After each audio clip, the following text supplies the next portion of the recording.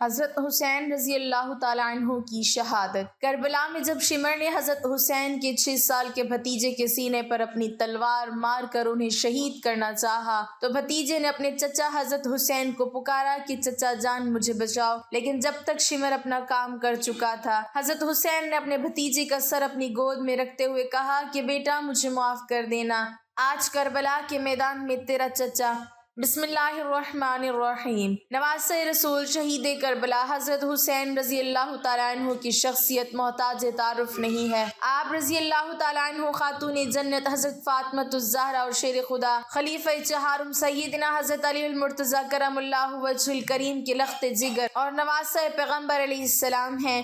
ارشاد نبوی ہے کہ ابن ابی نعیم روایت کرتے ہیں کہ میں حضرت عبداللہ بن عمر رضی اللہ تعالیٰ عنہما کے پاس موجود تھا۔ ایک شخص نے آپ سے مچھر کے خون کے بارے میں دریافت کیا کہ اگر محرم کے لباس کو لگ جائے تو کیا حکم ہے؟ حضرت ابن عمر رضی اللہ تعالیٰ عنہما نے اس سے پوچھا تم کون ہو؟ اس نے کہا اہل عراق میں سے ہوں۔ حضرت ابن عمر رضی اللہ تعالیٰ عنہ نے فرمایا اس شخص کو دیکھو، یہ مجھ سے مچھر کے خون کے بارے میں پوچھ رہا ہے، حالانکہ انہوں نے رسول اللہ صلی اللہ علیہ وسلم کے بیٹے یعنی نواسے کو شہید کر ڈالا۔ میں نے رسول خدا صلی اللہ علیہ وسلم کو فرماتے ہوئے سنا کہ یہ حسن و حسین دونوں میرے دنیا کے پھول ہیں۔ باغ نبوت کے پھول سیدنا حضرت حسین رضی اللہ تعالیٰ عنہ کی ولادت سے قبل ہی بذریعہ خواب پیدائش کی بشارت دے دی گئی تھی۔ مستدرک الحاکم میں ہے، حضرت عباس رضی اللہ تعالیٰ عنہ کی زوجہ حضرت ام فضل سے روایت ہے کہ وہ حضرت رسول اللہ صلی اللہ علیہ وسلم کی خدمت میں حاضر ہوئیں اور عرض کی یا رسول اللہ، رات میں نے عجیب خواب دیکھا ہے۔ آپ صلی اللہ علیہ وسلم نے دریافت کیا کیسا خواب ہے؟ عرض کی بہت سخت۔ آپ صلی اللہ علیہ وسلم نے فرمایا کیا ہے وہ؟ عرض کی میں نے دیکھا ہے کہ گویا آپ کے بدن کا کوئی ٹکڑا کٹ کر میری گود میں آ گیا ہے۔ رسول اللہ صلی اللہ علیہ وسلم نے تعبیر بیان فرمائی کہ تم نے اچھا خواب دیکھا ہے، فاطمہ کے ہاں بچہ پیدا ہوگا، وہ تمہاری گود میں ہوگا، تم اسے دودھ پلاؤ گی۔ چنانچہ حضرت فاطمہ کے ہاں حضرت حسین رضی اللہ تعالیٰ عنہ پیدا ہوئے تو میری گود میں آئے، جیسا کہ رسول اللہ صلی اللہ علیہ وسلم نے بیان فرمایا تھا۔ ایک روز میں رسول اللہ صلی اللہ علیہ وسلم کی خدمت میں حاضر ہوئی اور حسین کو میں نے رسول اللہ صلی اللہ علیہ وسلم کی گود میں ڈال دیا۔ رسول اللہ صلی اللہ علیہ وسلم کی آنکھیں آنسوں سے رواں تھیں۔ حضرت ام فضل نے عرض کی اے اللہ کے نبی، میرے ماں باپ آپ پر قربان، آپ کو کیا ہوا ہے؟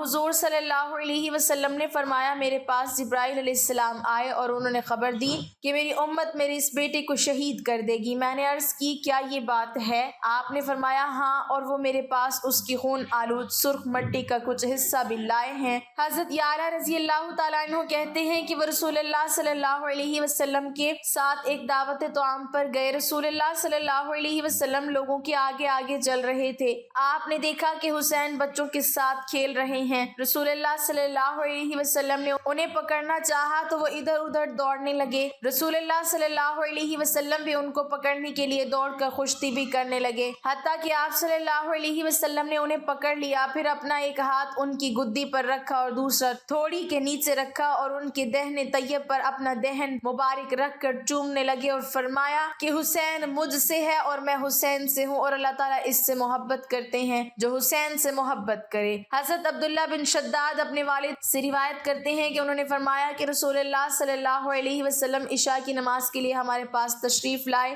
اس حال میں کہ آپ صلی اللہ علیہ وسلم حضرت حسن یا حضرت حسین کو اٹھائے ہوئے تھے۔ پھر نبی کریم صلی اللہ علیہ وسلم آگے تشریف لے گئے اور انہیں بٹھا دیا، پھر آپ صلی اللہ علیہ وسلم نماز ادا فرمانے لگے۔ آپ صلی اللہ علیہ وسلم نے طویل سجدہ فرمایا۔ میرے والد کہتے ہیں میں نے سر اٹھا کر دیکھا کہ نبی کریم صلی اللہ علیہ وسلم سجدے میں ہیں اور شہزادے آپ صلی اللہ علیہ وسلم کی پشت انور پر ہیں۔ پھر میں سجدے میں چلا گیا۔ جب رسول اللہ صلی اللہ علیہ وسلم نماز سے فارغ ہوئے تو صحابہ اکرام نے عرض کیا یا رسول اللہ صلی اللہ علیہ وسلم، آپ نے نماز میں سجدہ اتنا دراز فرمایا کہ ہمیں اندیشہ ہوا کہ کہیں کوئی واقعہ پیش تو نہیں آیا یا آپ صلی اللہ علیہ وسلم پر وحی الہی کا نزول ہو رہا ہے۔ نبی کریم صلی اللہ علیہ وسلم نے ارشاد فرمایا اس طرح کی کوئی بات نہیں ہوئی سوائے یہ کہ میرا بیٹا مجھ پر سوار ہو گیا تھا، جب تک وہ اپنی خواہش سے نہ اترتے مجھے اجلت کرنا پسند نہ ہوا۔ حضرت امام حسین کو اسلام میں شہید کا درجہ دیا گیا ہے۔ ان کی شہادت کی کہانی ہر کسی کو رلا سکتی ہے۔ امام حسین کی یاد میں ہی محرم کے مہینے میں ان کی شہادت کو یاد کیا جاتا ہے۔ آج کی اس ویڈیو میں ہم حضرت امام حسین کے بارے میں تفصیل سے جانیں گے۔ حضرت امام حسین پیغمبر اسلام حضرت محمد مصطفیٰ صلی اللہ علیہ وسلم کے نواسے اور حضرت علی رضی اللہ تعالیٰ عنہ اور حضرت فاطمہ رضی اللہ تعالیٰ عنہ کے بیٹے تھے۔ حضرت امام حسین رضی اللہ تعالیٰ عنہ کی پیدائش اسلامی کیلنڈر کے حساب سے 3 شعبان سن 4 ہجری اور انگریزی کے حساب سے 8 جنوری 626 عیسوی میں مدینہ میں ہوئی تھی۔ حضرت امام حسین رضی اللہ تعالیٰ عنہ کی 6 اولادیں تھیں جن کے نام کچھ اس طرح ہیں: امام زین العابدین، علی اکبر، علی اصغر، امام جعفر، فاطمہ صغرا بنت حسین، سکینہ بنت حسین۔ حضرت امیر معاویہ رضی اللہ تعالیٰ عنہ کی وصال کے بعد آپ کے بیٹے یزید کو خلافت مل جاتی ہے۔ یزید ایک بدترین اور بدبخت شیطان تھا، شراب پیا کرتا تھا، زنا کیا کرتا تھا۔ یزید کو جب خلافت ملی تو یزید سمجھ گیا کہ میری اس خلافت کو حضرت امام حسین رضی اللہ تعالیٰ عنہ کبھی قبول نہیں کریں گے، اسی لیے یزید نے مدینہ منورہ کے گورنر ولید بن عتبہ کو خط لکھا اور اس میں لکھا کہ حسین ابن علی، عبداللہ ابن عمر اور عبداللہ ابن زبیر رضی اللہ تعالیٰ عنہ میری بیعت کو مان لیں، اگر وہ نہیں مانتے ہیں تو ان پر ظلم و ستم کرنا۔ امام حسین رضی اللہ تعالیٰ عنہ نے یزید کی بیعت کرنے سے انکار کر دیا کیونکہ یزید آپ رضی اللہ تعالیٰ عنہ کے نزدیک مسلمانوں کی امامت اور خلافت کے ہرگز لائق نہیں تھا، کیونکہ آپ رضی اللہ تعالیٰ عنہ جانتے تھے یزید فاسق و فاجر تھا، زنا کیا کرتا تھا، شراب پیا کرتا تھا اور ظالم تھا۔ امام حسین رضی اللہ تعالیٰ عنہ مدینہ شریف چھوڑ کر مکہ شریف تشریف لے آئے۔ جب آپ رضی اللہ تعالیٰ عنہ کو مکہ شریف میں کوفیوں کے ڈھیر سارے خط آنے لگے، ان خطوں میں لکھا ہوا تھا: اے امام حسین، آپ کوفہ تشریف لے آئیے، یہاں پر یزید کا ظلم و ستم بڑھتا جا رہا ہے، ہم آپ سے بیعت کریں گے، یزید کی بیعت ہمیں ہرگز قبول نہیں ہے۔ آپ رضی اللہ تعالیٰ عنہ نے حالات کو سمجھنے کے لیے اپنے بھائی مسلم بن عقیل رضی اللہ تعالیٰ عنہ کو یہ کہہ کر کوفہ شہر بھیجا کہ جاؤ، جا کر وہاں کے حالات معلوم کرو کہ وہاں کے حالات کیسے ہیں۔ تو حضرت مسلم بن عقیل رضی اللہ تعالیٰ عنہ کوفہ پہنچے تو وہاں کے لوگوں نے بڑے ہی احترام کے ساتھ آپ کا استقبال کیا۔ حضرت مسلم بن عقیل کے ہاتھوں میں 18,000 لوگوں نے بیعت کر لی اور حضرت مسلم بن عقیل نے اپنے بھائی حضرت امام حسین رضی اللہ تعالیٰ عنہ کے نام ایک خط روانہ کر دیا اور اس میں آپ نے لکھا کہ یہاں کے حالات بالکل صحیح ہیں اور 18,000 لوگوں نے بیعت بھی کر لی ہے، لہٰذا آپ کوفہ جلد سے جلد تشریف لے آئیں۔ جب یزید نے ان لوگوں کو دھمکیاں دی تو لوگ اپنی بات سے مکر گئے اور امام مسلم بن عقیل رضی اللہ تعالیٰ عنہ کو شہید کر دیا۔ کوفہ کے حالات اتنے بدل چکے تھے کہ وہ لوگ جو حضرت مسلم بن عقیل رضی اللہ تعالیٰ عنہ سے محبت کا دعویٰ کر رہے تھے، اب وہی لوگ آپ رضی اللہ تعالیٰ عنہ کی جان کے دشمن بن گئے۔ وہیں دوسری طرف مکہ میں حضرت مسلم بن عقیل رضی اللہ تعالیٰ عنہ کا بھیجا ہوا خط حضرت امام حسین رضی اللہ تعالیٰ عنہ تک پہنچ جاتا ہے، جس خط میں لکھا ہوا تھا کہ کوفہ کے حالات بہت اچھے ہیں، آپ جلد سے جلد یہاں تشریف لے آئیے۔ لہٰذا حضرت امام حسین رضی اللہ تعالیٰ عنہ نے جیسے ہی وہ خط پڑھا تو حضرت امام حسین رضی اللہ تعالیٰ عنہ نے فوراً کوفہ جانے کی تیاری شروع کر دی۔ حضرت امام حسین رضی اللہ تعالیٰ عنہ اپنے تمام اہل خانہ کے ساتھ کوفہ کے لیے روانہ ہوئے۔ یہاں حضرت حسین رضی اللہ تعالیٰ عنہ کوفہ کے لیے چل پڑے۔ حضرت حسین ابن علی کو حضرت مسلم بن عقیل کی شہادت اور کوفہ والوں کی بے وفائی کی خبر اس وقت ملی تھی جب آپ مکہ شریف سے کوفہ کی طرف روانہ ہو چکے تھے۔ جب آپ رضی اللہ تعالیٰ عنہ کوفہ شہر کے بالکل قریب پہنچ گئے تو آپ رضی اللہ تعالیٰ عنہ کو یزیدی فوج نے روکنے کی کوشش کی۔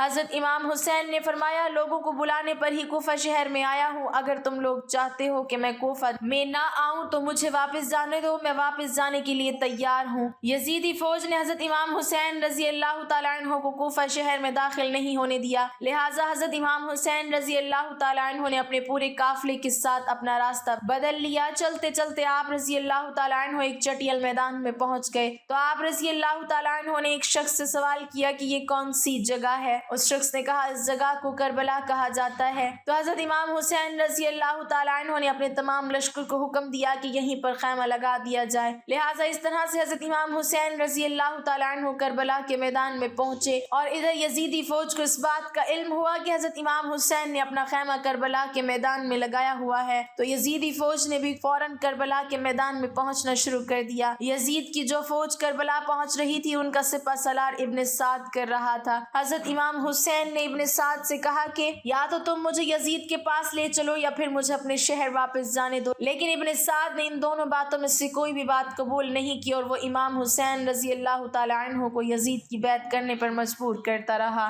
لیکن آپ نے اس کی ایک بھی بات نہیں مانی۔ ایسے ہی کرتے کرتے دن گزرتے گئے اور 3 محرم کا دن آ گیا۔ اب ظالم یزید نے حضرت حسین کے سامنے 22,000 سپاہیوں کا لشکر بھیج دیا۔ دوسری طرف حضرت امام حسین کے ساتھ 82 لوگ تھے جس میں عورتیں اور بچے بھی شامل تھے۔ ناظرین آپ یہاں سوچئے کہ کتنی حیرت کی بات ہے، ظالم یزید کے دل میں امام حسین کا کتنا ڈر اور خوف تھا کہ 82 لوگوں سے لڑنے کے لیے 22,000 سپاہیوں کا لشکر بھیج دیا، جو حضرت امام حسین کے سامنے 100 گنا سے بھی زیادہ بڑا یزید کا لشکر تھا۔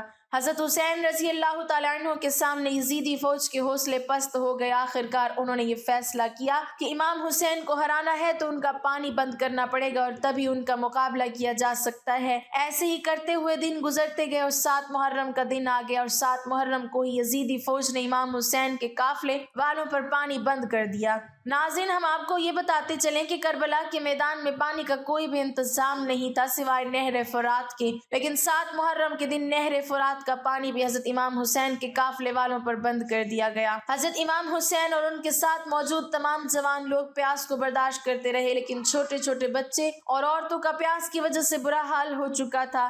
ظالم فوج یزید امام حسین کے گھر والے اور تمام ساتھیوں کو گھیرے ہوئے تھے۔ انہوں نے یہ طے کیا کہ اب 9 محرم کے دن امام حسین کو قتل کر دیا جائے۔ حضرت امام حسین نے حضرت عباس سے کہا کہ عباس جاؤ یزید کی فوج کے پاس اور ان سے کہو ہمیں ایک رات اللہ کی عبادت کرنے کے لیے دی جائے۔ جب حضرت عباس نے ایک رات کی مہلت کے لیے کہا تو انہوں نے آپ کی بات مان لی۔ جب تک 9 محرم کی تاریخ آئی تب تک امام حسین کو یہ یقین ہو چکا تھا کہ یزید کی فوج کا مقصد صرف اور صرف اب مجھے شہید کرنا ہے، اس کے علاوہ یزید کچھ بھی کرنے کے لیے تیار نہیں ہے۔ اسی لیے حضرت امام حسین 9 محرم کی رات میں اپنے تمام خیمے والوں کو ایک جگہ پر اکٹھا کیا اور آپ نے کہا کہ یہ بات تو طے ہو چکی ہے کہ یہاں پر موجود سبھی لوگ 2 دنوں کے اندر شہید کیے جائیں گے، اسی لیے یہاں موجود آپ میں سے جو بھی واپس لوٹنا چاہتا ہے وہ لوٹ سکتا ہے۔ حضرت امام حسین نے فوراً خیمے میں جل رہے تمام دیوں کو بجھوا دیا، یعنی ان دیوں کو بند کر دیا اور اندھیرا کروا دیا تھا تاکہ جو بھی جانا چاہے وہ بلا جھجک چلا جائے۔ تھوڑی دیر کے بعد جب دیوں کو دوبارہ جلا دیا گیا تو سارے کے سارے لوگ بیٹھے آنسو بہا رہے تھے، یعنی کوئی بھی حضرت حسین رضی اللہ تعالیٰ عنہ کو اکیلا چھوڑ کر جانے کے لیے تیار نہیں تھا۔ ناظرین آخرکار 10 محرم کا دن آیا اور حضرت امام حسین رضی اللہ تعالیٰ عنہ اور یزید کی فوج کے بیچ جنگ ہونا شروع ہو گئی۔ جہاں ایک طرف یزید کی ایک بڑی فوج تھی تو وہیں دوسری طرف امام حسین کے ساتھ صرف 72 لوگ تھے۔ اتنے میں فوج یزید کا حملہ شروع ہو جاتا ہے اور ہر شہید شہادت کا جام خوشی سے پیتا گیا۔ کبھی قاسم شہید ہوتے تو کبھی علی اکبر شہید ہوتے تو کبھی آن محمد شہید ہوتے۔ 3 دن کے پیاسے امام حسین کے گھر والے اور تمام لوگ یزیدی فوج سے جنگ کرتے رہے اور ایک ایک کر کے شہید ہوتے گئے۔ حضرت عباس علمبردار سے حضرت امام حسین رضی اللہ تعالیٰ عنہ کے 6 مہینے کے بیٹے علی اصغر کی پیاس نہیں دیکھی گئی۔ آپ رضی اللہ تعالیٰ عنہ نے ایک مشکیزہ لیا اور گھوڑے پر سوار ہو کر نہر فرات کے کنارے پہنچ گئے اور آپ رضی اللہ تعالیٰ عنہ نے ایک مشکیزہ بھر لیا، لیکن جب آپ پانی لے کر واپس لوٹنے لگے تو یزیدی فوج نے آپ کے اوپر لگاتار تیر برسانا شروع کر دیا۔ حضرت عباس جب تک حضرت امام حسین کے خیمے تک پہنچ پاتے تب تک یزیدی فوج نے لگاتار تیر چلا کر حضرت عباس علمبردار کو شہید کر دیا تھا۔ اس طرح حضرت عباس علمبردار شہید ہو گئے اور اسی طرح ایک ایک کر کے تمام اہل بیت کے نوجوان شہید ہو گئے اور ہاشمی شیر شہادت کا جام پی لیتے ہیں۔ دھیرے دھیرے کر کے جب حضرت امام حسین کے سبھی لوگ شہید ہو گئے تو اس کے بعد حضرت امام حسین نے خود میدان میں تلوار لے کر نکلنے کا فیصلہ کیا۔ امام حسین اپنی تلوار سے کافی لمبے وقت تک یزیدی فوج کا اکیلے مقابلہ کرتے رہے۔ حضرت امام حسین کے تنہا ہونے کے باوجود بھی آپ کے مقابلے میں کوئی بھی نہیں آنا چاہتا تھا اور اس کی صرف ایک ہی وجہ تھی کہ آپ حضرت علی رضی اللہ تعالیٰ عنہ کے بیٹے تھے۔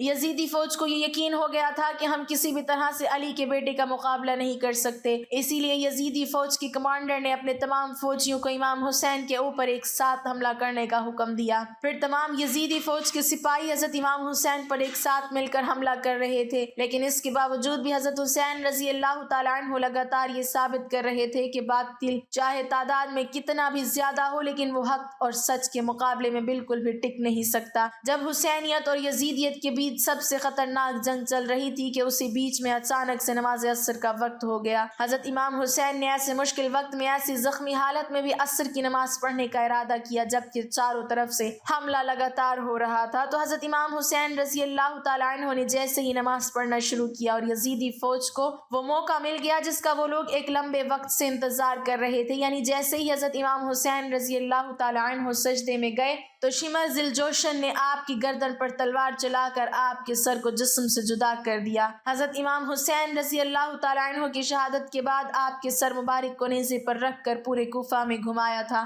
آپ رضی اللہ تعالیٰ عنہ کے سر مبارک کو گلی گلی میں گھما کر جلوس نکالا گیا۔ کربلا کی اس جنگ میں حضرت امام حسین رضی اللہ تعالیٰ عنہ کے گھر والوں میں سے صرف آپ کی ایک اولاد ہی بچی تھی جن کا نام حضرت زین العابدین تھا۔ اس کے علاوہ حضرت امام حسین کے تمام عورتوں کو قیدی بنا کر کوفہ شہر لایا گیا تھا۔ بھلے ہی اس دن حضرت حسین رضی اللہ تعالیٰ عنہ کو شہید کر دیا گیا تھا، لیکن آج بھی حضرت امام حسین رضی اللہ تعالیٰ عنہ پوری دنیا میں قیامت تک کے لیے زندہ ہیں، اور یزید ڈوب گیا شام کے اندھیروں میں، حسین چمک اٹھے دنیا میں روشنی کی طرح۔ حضرت امام حسین نے اسلام کے لیے اپنے آپ کو اور اپنوں کو قربان کر دیا، اور ہمیں یہ سبق ملتا ہے کہ کسی بھی حالت میں نماز نہیں چھوڑنا چاہیے۔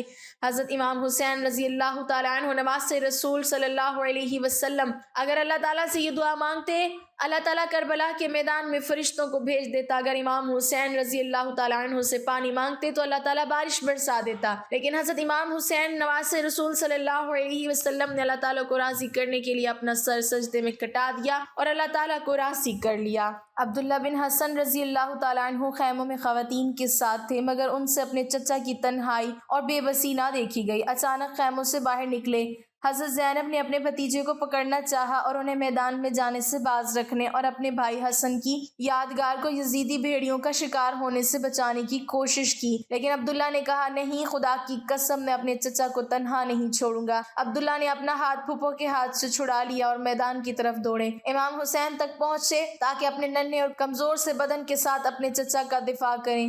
یہ وہ وقت تھا جب امام کو چاروں طرف سے دشمنوں نے گھیر رکھا تھا۔ شمر نے آگے بڑھ کر امام حسین پر حملہ کرنے کی غرض سے تلوار چلائی۔ حضرت عبداللہ نے کہا، تو میرے چچا کو قتل کر رہا ہے۔ اس کے بعد حضرت عبداللہ نے خود کو امام حسین کے آگے ڈھال بنا دیا تاکہ تلوار کا وار رسول اللہ صلی اللہ علیہ وسلم کے جسم مبارک کو نہ لگے۔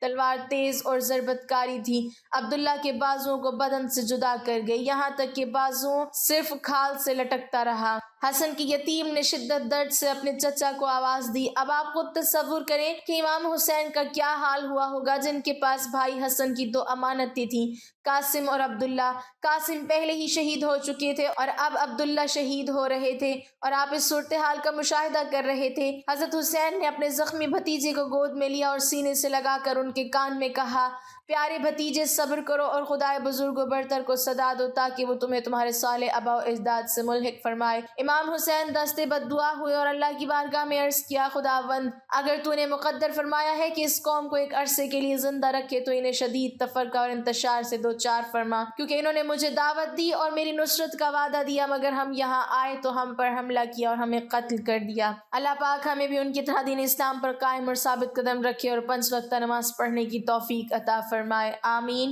ناظرین، کمنٹ باکس میں اللہ تعالیٰ کے 99 ناموں میں سے ایک نام ضرور ٹائپ کریں۔